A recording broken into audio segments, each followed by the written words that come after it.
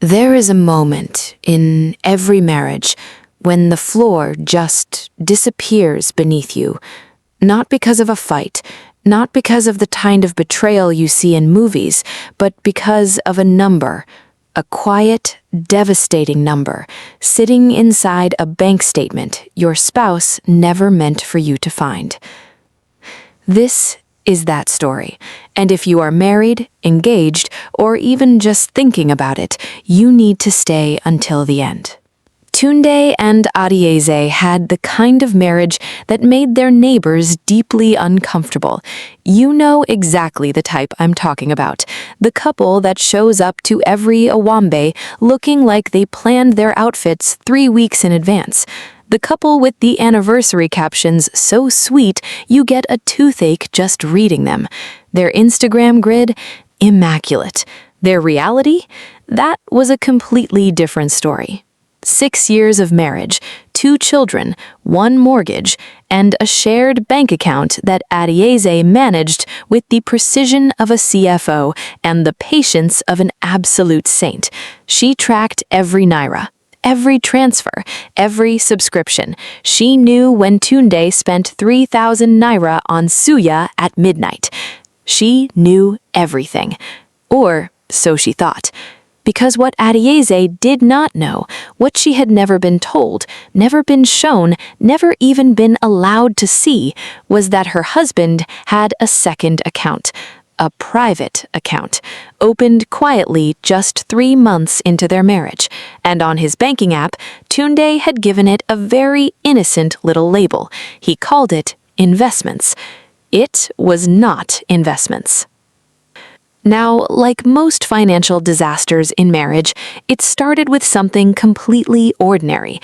Adaeze was renewing their car insurance, a routine task. A boring Tuesday afternoon, nothing suspicious, nothing dramatic. She called the insurance company, gave them the joint account details, and the woman on the other end of the phone said 4 words that rearranged Adaeze's entire world.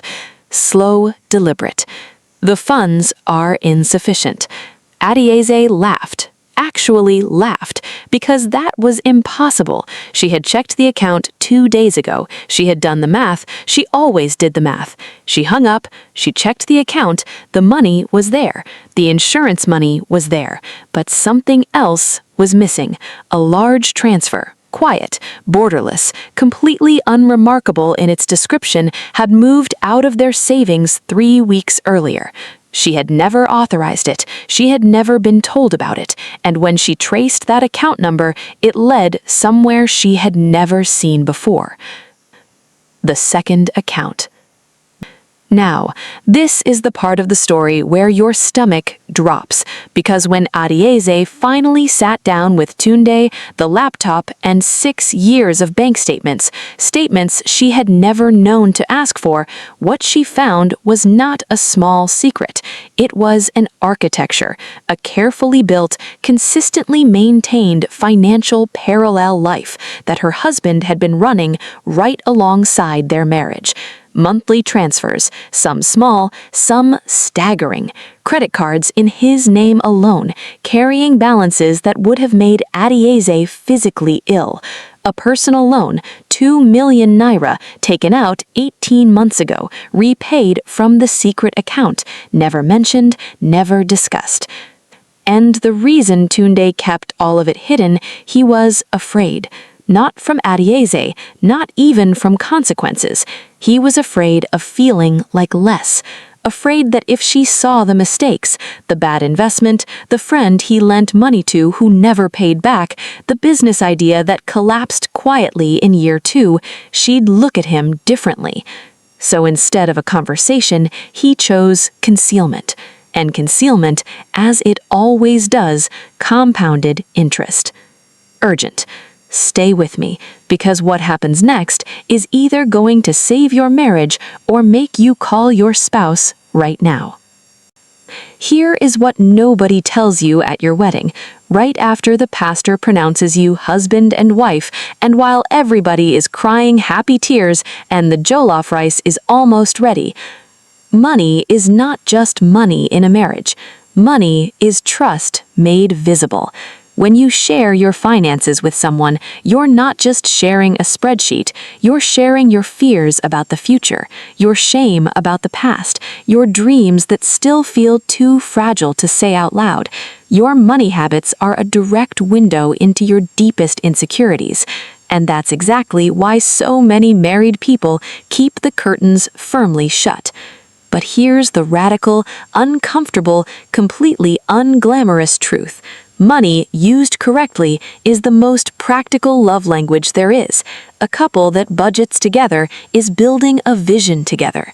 A couple that has the hard conversation about debt, the real numbers, the embarrassing numbers, the please don't judge me numbers. That couple is doing the work of genuine intimacy, because real financial partnership is not about who earns more. It's not about who remembers to pay the DSTV before the Premier League match. It is about radical transparency. Money should be a tool, not a weapon, not a secret, not a measuring stick for who holds more power. A tool used by both hands together. The conversation Tunde and Adaeze had that night lasted 4 hours. There was no shouting, at least not for the first hour. There were tears, and then there was that silence, the specific, terrible silence that only comes when someone you completely trusted hands you a version of your marriage you did not know existed. Adaeze asked him one question she would later say cracked her open. She said, "Did you not trust me?" And Tunde, this man who had spent 6 years protecting his ego at the expense of his marriage, could not answer, because the honest answer was complicated. He did trust her, he loved her completely, but nobody had ever taught him that a man could be financially imperfect and still be respected. Nobody had ever shown him that a marriage was a safe place to be wrong about money. So he hid. And hiding became habit, and habit over 6 years became a wall neither of them could see over. The hidden debts totaled more than they had in savings. The marriage nearly did not survive. I said, nearly. What saved Tunde and Adaeze was not a financial advisor, though they eventually got one. It wasn't a marriage counselor either, though they absolutely needed one. What saved them was a Thursday evening 3 weeks after the discovery, when Tunde sat down at the kitchen table with every account, every statement, every debt, everything printed out, placed in front of his wife. No hiding, no softening, no strategic omissions. Everything. And then he said something that cost him every ounce of pride he had carefully maintained for 6 years. He said, "I don't know how to fix this, but I want to fix it with you." They spent the next 18 months rebuilding, not just the finances. They rebuilt the language of their marriage. They started monthly money meetings. Yes, an actual scheduled meeting, complete with Adaeze's handwritten agenda, which Tunde eventually started adding items to.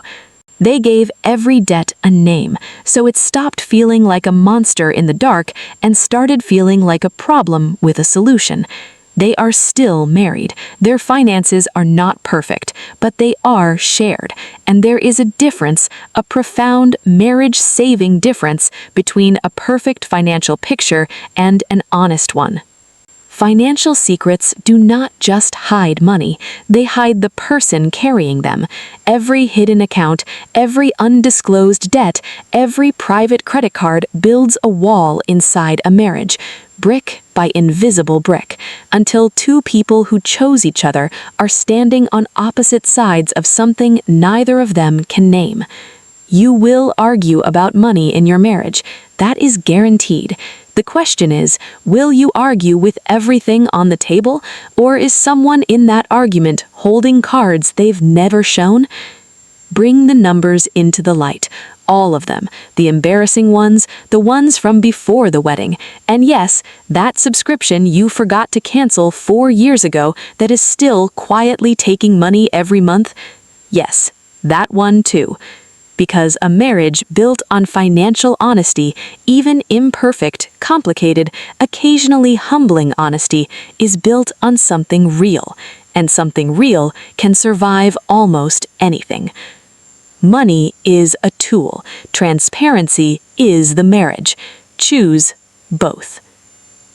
If this story hit different for you, if it made you want to have a conversation you have been avoiding, share it with someone who needs to hear it. And remember this: the most expensive thing in your marriage is never the debt. It is the secret. Like, subscribe, and I'll see you in the next one.